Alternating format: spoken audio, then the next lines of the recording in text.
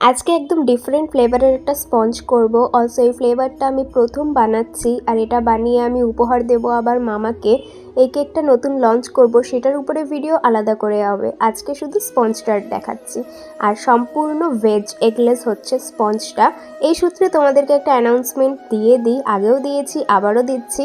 আগামী 16ই March Sunday হচ্ছে আমাদের স্পঞ্জ ওয়ার্কশপ, যেখানে with egg, without egg, premix ছাড়াও কিভাবে এগলেস কেক বানাবে, অলসো অয়েল ফ্রি স্পঞ্জ কিভাবে বানাবে, স্পঞ্জের A to Z সমস্ত ডিটেলস কিন্তু সেখানে শেয়ার করা হবে।